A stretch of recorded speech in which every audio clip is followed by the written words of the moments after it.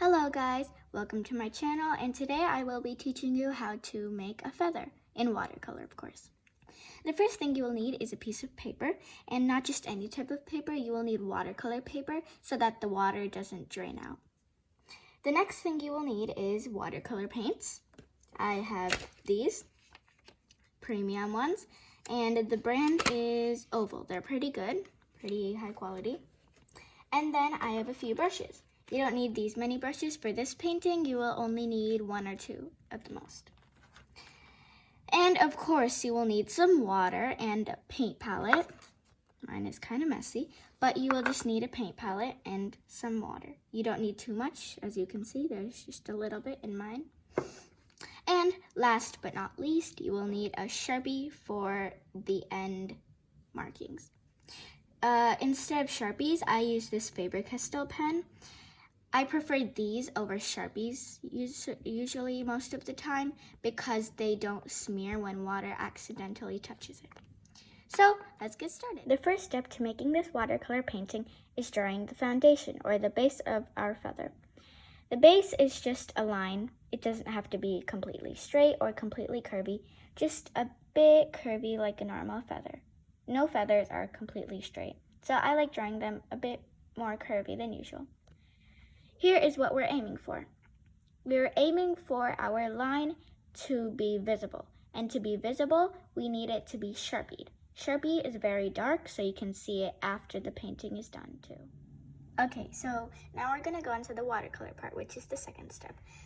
You will need at least 2 brushes. I'm gonna use 2 brushes for this step. And now we're going to choose our colors.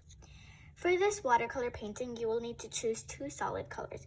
I have chosen blue and green. I'm gonna do my feather blue and green.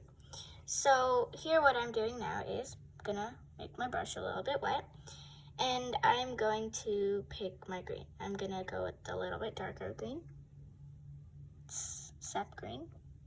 And then I'm going to come onto my palette, and I'm just gonna, let the color out. It has to be kind of watery or else it won't work. And then I'll take another to make it more concentrated. I'm gonna wash my brush,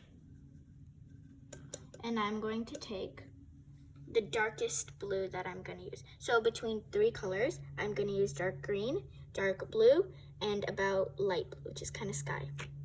So I'm gonna take my dark one,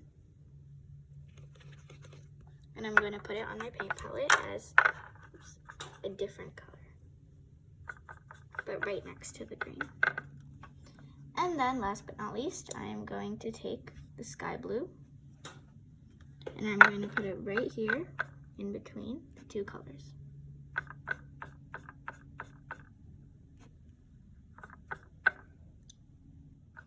Now that we have our colors, we are going to take the middle color.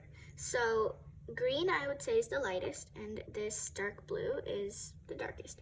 So I'm gonna take sky blue.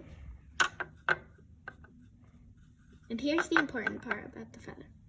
We're going to start not right at the bottom, but if you take your finger about right here, then if you put that first line on your finger right here at the end of your feather line, then where your finger ends is where you should start. So what I'm doing right now is I'm starting there, and I'm not starting right at the line, I'm starting a little bit over it.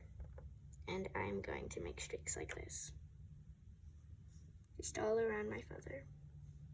If your color starts running out, you can just get more from your palette, like I'm doing here. And when you come at the end, you're just gonna make a straight line, kind of. And you do the same thing when you're going down. It doesn't have to be perfect, because later we're gonna add on to it. Now you can see that my color is starting to fade, so I'm gonna take a little bit more sky blue and add it to my color. And I'm just gonna kind of go over those lines. And you always wanna start in the middle. You never wanna go starting from the top.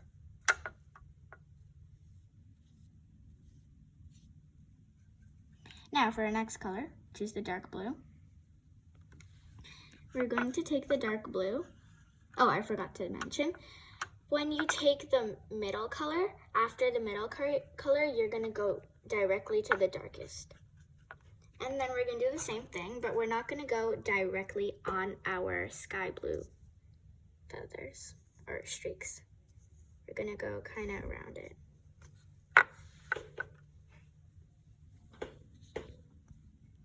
Then if your color starts to run out, just add more.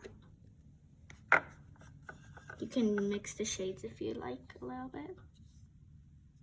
Mine got a bit darker there.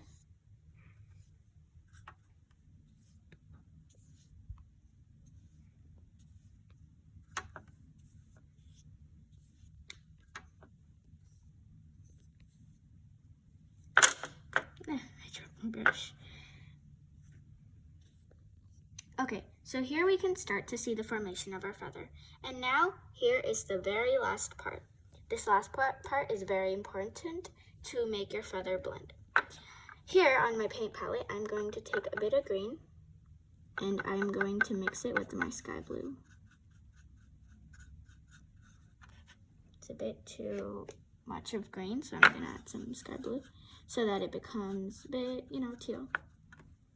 And I'm just gonna add a bit of streaks, not too many, not too less.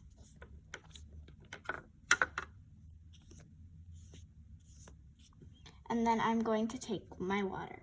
Since the color is already mixed in the water, I'm just gonna take the water.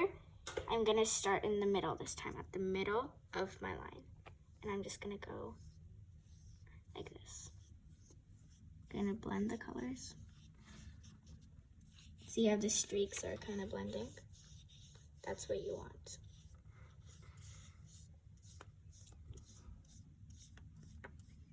If you feel like your feather is kind of off, you can add some more of whatever color you'd like.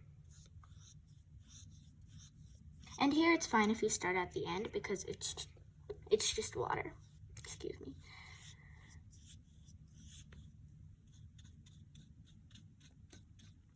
If your colors aren't blending, you can see right here, all you do is you start here at where your color is and you just go.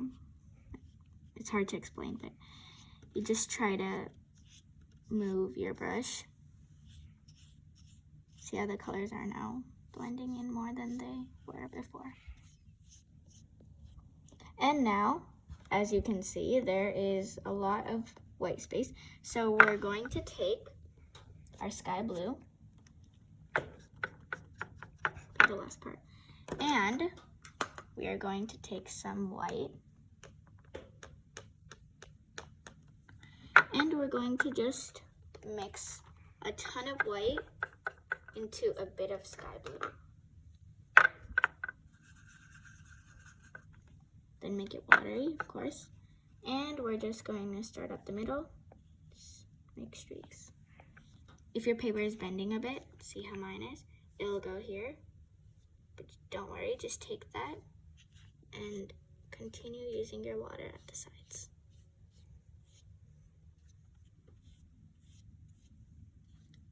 So now my feather has dried and we're going to make the last part, the markings. You can mark your feather however you want, but there are a few main types or strategies of how to do it. So in this one that I previously did, you can see that the main ones are these really dark lines that go a bit curvy. So first you really need to make those.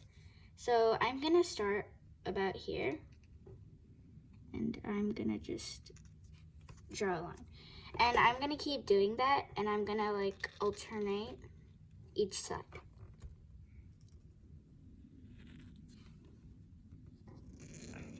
If you feel like you need some more, you can always draw more. And now we have our thick lines.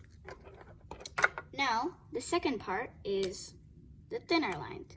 I don't have a thin Faber-Castell pen, so I'm just using a thin Sharpie. So what you need to know is one of the basic parts of this feather. For one line, we're going to take our Sharpie and we're just gonna make a line right here. connects the feather and the main line. Another type is just following the main line. So see here, I kind of started at the middle and then I kept going and going. And if you noticed, here there's a lot of empty space, especially on this side. So I'm gonna add something, but you can always just do this. Just add these lines anywhere. So yeah, that's basically it.